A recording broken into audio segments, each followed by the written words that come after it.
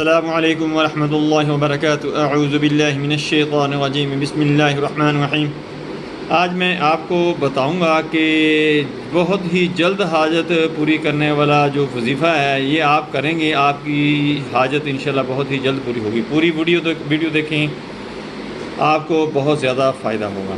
دوستو، آپ دیکھ رہے ہیں یوٹیوب چینل رقیہ قرآنی ڈاکٹر حافظ۔ میں ہوں ڈاکٹر حافظ عبدالستار انجم۔ میرا آج کا جو موضوع ہے وہ ہے بہت ہی جلد آپ کی حاجت پوری ہوگی انشاءاللہ۔ جتنی بھی مشکل قسم کی حاجت ہو اس سے پوری ہو جاتی ہے۔ آپ نے کیا کرنا ہے کہ صبح کے وقت اذان سے پہلے اٹھنا ہے۔ تہجد کے وقت آپ نے 2 رکعت نماز استخارہ پڑھنا ہے۔ اس کے اندر آپ نے سورۃ الکافرون پہلی رکعت میں پڑھنی ہے، دوسری میں سورۃ الاخلاص۔ سورۃ الکافرون میں آپ کو پڑھ کر سنا دیتا ہوں، وہ ہے اعوذ باللہ من الشیطان الرجیم، بسم اللہ الرحمن الرحیم۔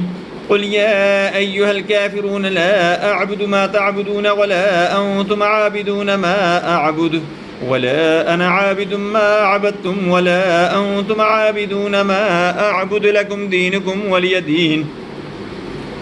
دوسری جو سورۃ اخلاص ہے وہ ہے قل هو اللہ اعوذ باللہ من الشیطان الرجیم، بسم اللہ الرحمن الرحیم۔ قل هو اللہ احد اللہ الصمد لم یلد ولم یولد ولم یکن له کفوا احد۔ یہ میں نے آپ کو تلاوت کر کے بتا دی ہے۔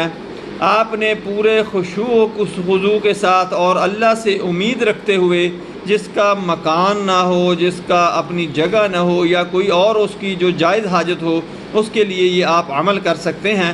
پہلی رکعت میں آپ نے سورۃ الکافرون پڑھنی ہے، دوسری میں سورۃ الاخلاص۔ اسی طرح پھر آپ نے 2 رکعت نماز قضائے حاجت آپ نے پڑھنی ہے، اس میں بھی اسی ترتیب سے آپ نے پہلی رکعت میں آپ نے سورۃ الکافرون اور دوسری میں سورۃ الاخلاص۔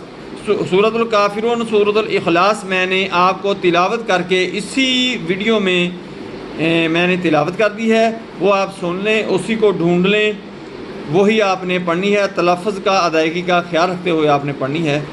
انشاءاللہ آپ کی جو بھی جائز حاجت ہوگی وہ اس عمل سے پوری ہو جائے گی۔